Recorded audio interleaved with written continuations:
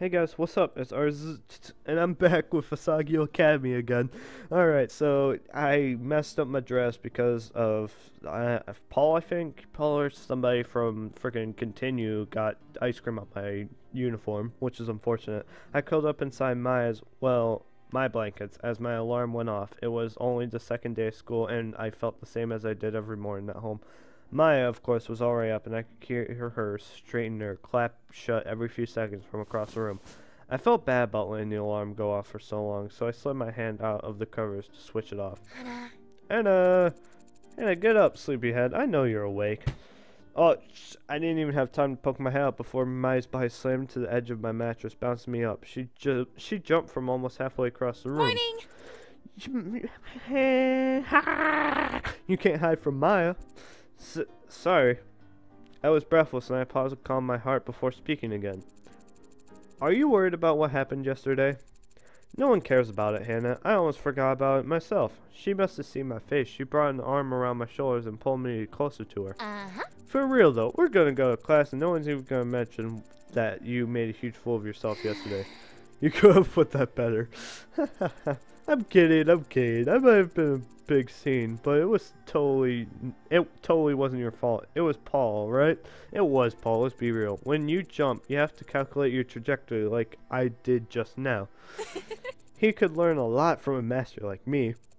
Get dressed and cheer up. I could bottle up your gloom and sell it to a wizard. What if he used it for evil? You can't let it happen, Hannah. My smile was wide enough to bridge a gap between continents. The beginnings of tears pricked the back of my eyes, but this time they were for a different reason. I opened my closet and tried to avoid looking at the sad lump of clothing inside, slathered with dried ice cream. I only had 2 uniforms, which cost my dad an entire month's salary. If I wasn't able to get the stain out of this uniform, what would I do? Look, my boy, I get it's ice cream, but let's be real. I get it's ice cream. If it's vanilla, no problem. If it's chocolate, you gotta they should have mentioned what flavor it was, because you get ice cream. I've gotten food on me all the time, even freaking pasta. You do is you do it as soon as possible. You get a wet cloth. You just get a cloth and you wet it, and then you wipe it off a bunch, and then you just wash it, and it'll be fine. Unless it's red, but even then, it won't mind. So you should have washed it off and stuff instead of cried like a little biatch. Also, why isn't there a bathroom in our dorm? I wasn't able to get a stain in my uniform. What could I do? Sighing, I took my second uniform off its hanger and slipped it on as Maya impatiently waited for me. Ready to go? I guess so. Yeah! Good! Let's go! Just as Maya said, no one paid any special attention to me. Well, there were a few odd looks here and there, but nothing nearly as bad as what I was expecting. As the lecture went on, my anxiety for the most part faded.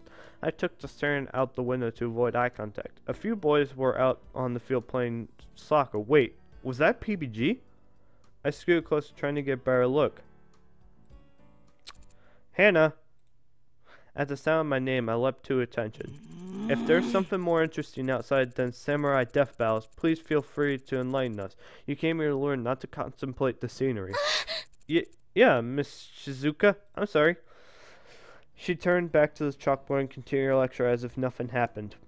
That's Youngtown! As few decks in front of me, a guy sitting next to Brumo's turned around and gave me a flashy thumbs up.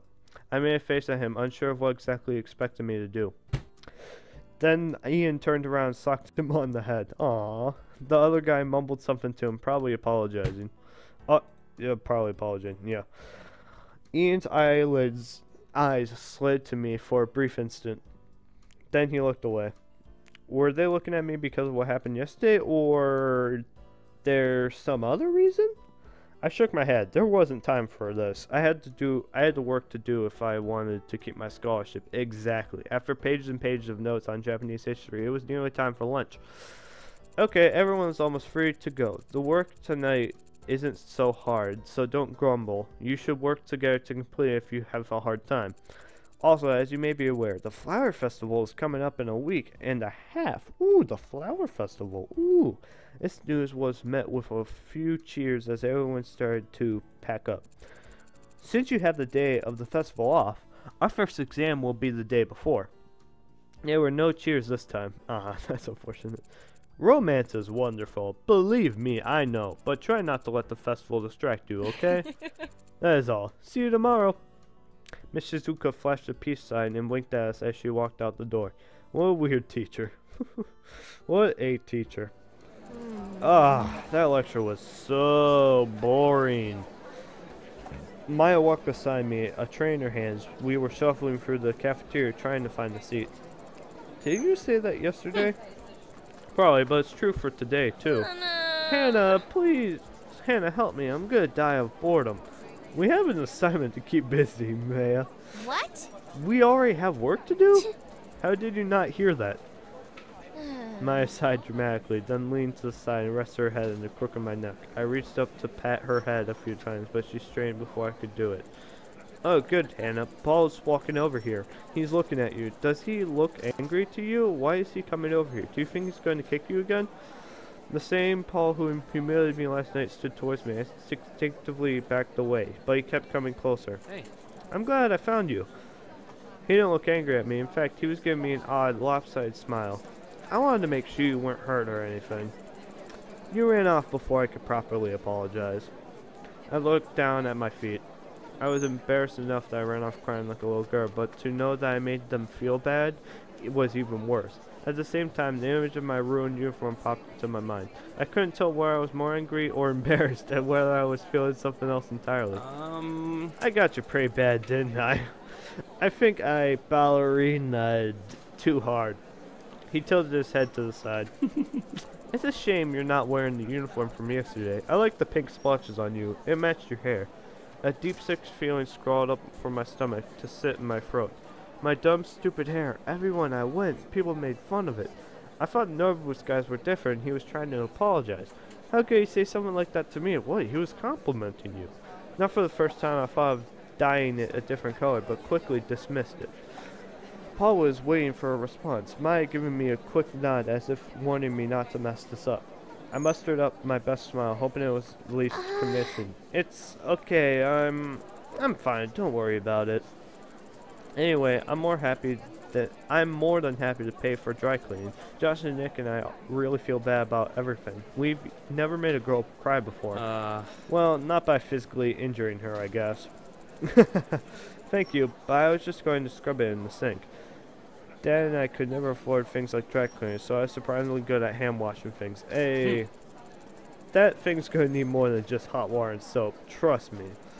Tell you what, I have a friend who's a natural with that kind of stuff. I'll ask her to get the stain out of you. Just meet me later and bring your uniform, okay? I'll try not to kick you this time. Without giving me time to say yes or no, he nodded and turned to leave. He spun quickly back and I flinched. Are you Maya, right? Do you have a table? The cafeteria's pretty full right now. You can sit with us if you want, just for today. Yeah, go right ahead. Sure. Lunch with Norbu's club. Maybe I really could become friends with them. And then no one would bother me again. Not about my hair, my ice cream incident, right? Yeah. Yeah, sure, why not? I don't see why not. I see no reason. Alright, follow me, ladies. Alright, sweet. He led us to the middle of the cafeteria where the Norbu's club sat with a table all to itself. Hey, you found her. You're Hannah, right? I nodded, blushing as I took a seat at the edge of the table next to Paul. Maya forced herself between Jared and PBG. Her eyes were only a few sparkles away from forming huge hearts. Real subtle. So, Hannah, we saw that you were upset and we're all worried. Are you feeling better? PBG looked at me, clearly concerned. My heart was beating hard against my chest, but I wasn't sure whether it was because I was nervous or because the sad look on his face made me want to give him a hug. Yo, PBG's so expressive. Yo, PBG, my boy, calm down. Or maybe it was because I was about 2 inches away from Paul and only on arm's length from all the other guys. As I tried violently to open my mouth, whispers spread around the lunchroom. Swear to God, look at those girls over there. Preppy girl, who do you think they are? Snooty girl, how could they get to sit there? I wish Senpai would notice me.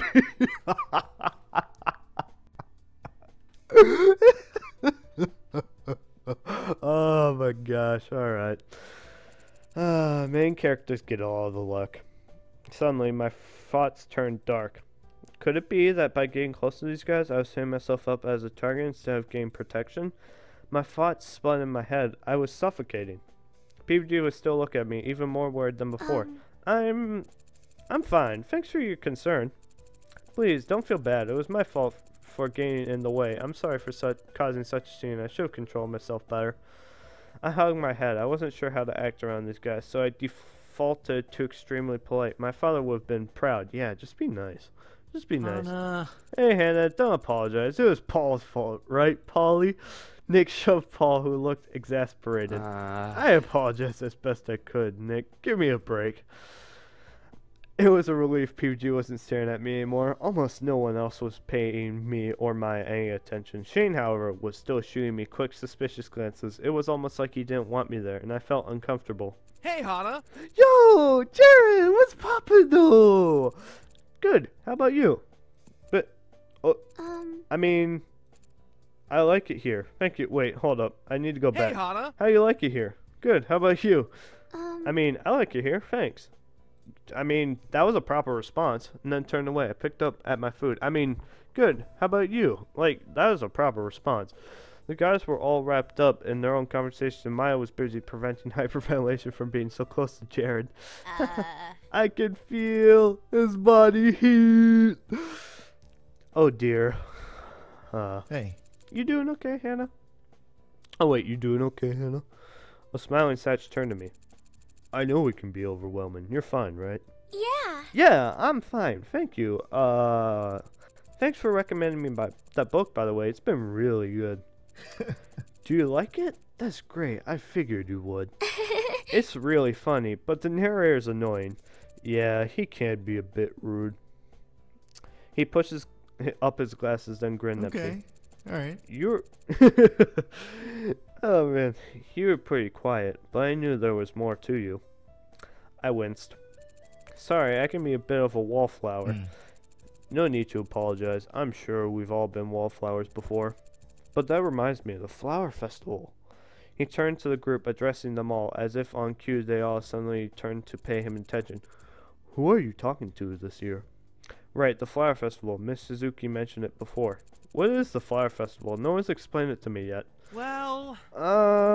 It's basically just a festival.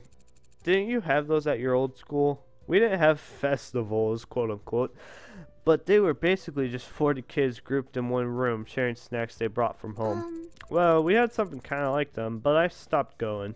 Really? Aw, why not? They're so fun. No, I understand why you don't go. I didn't really want to answer. There was no way I could say, well, my friends turned on me, so when I went around people... my friends turned on me, so when I went, people pretended I didn't exist. Ah, that's unfortunate. But Maya was waiting for an answer, and everyone was looking at me. I'm just... not into that stuff, I guess. Oh, well, maybe you'll like this one more. The Flower Festival happens all over Japan around this type of year, but it's a big deal in Higabanabana. That's the town right next to Asagao. There's apparently some kind of myth about flowers that's somewhat important. Supposedly, the founder of Higabana was an old man who got lost in the mountains and almost died at first. This flower spirit came to him and offered him help in return for his vow to protect her home. He agreed, and she drained herself of all her water so he could drink. The man founded Higabana to watch over the meadow in which he met the flower. In some versions of the myth, the man and the flower spirit fell in love. It's a truly romantic festival. One may hope to find someone with which to make a vow of eternal love, just as the man and the spirit did, and to live on to protect the one they love. Jared winked and Maya swooned. So, during the day of the flower festival, there's a lot of stalls set up, and you can go play games and eat food or go flower viewing. Then at night, there's a special meadow over the temple where you can go watch the flowers, and there's a bonfire and dancing. It's a lot of fun. We look forward to it every year. Asagao sells paper flowers in a little booth to raise money for the school, too, so there's usually a big volunteer drive beforehand for people who are good at origami. Origami? I'm good at origami. Really? Really? Shane is too. Maybe you should work together. Shane gave a tight-lipped smile. Somehow I didn't think that would be happening. Hey. Hey, speaking of, I swear you rejected 10 girls last festival session. I mean, there's nothing compared to me, naturally, but there were so many girls with broken hearts, even I couldn't mend them. You still hung up on your English girlfriend. What? What? Shane flinched, visibly taken aback, then he shrugged. I don't talk to her anymore. Oh, Shane. I just want you to be happy, that's all. He wiped away a fake tear. Shane grimaced. Shane grimaced. Oh, man. How great would it be to meet someone if someone asked me? Maybe even if one of Normboo's guys did. Alright, so with that, I'm going to end the video here. I'll see you in the next video. Bye-bye!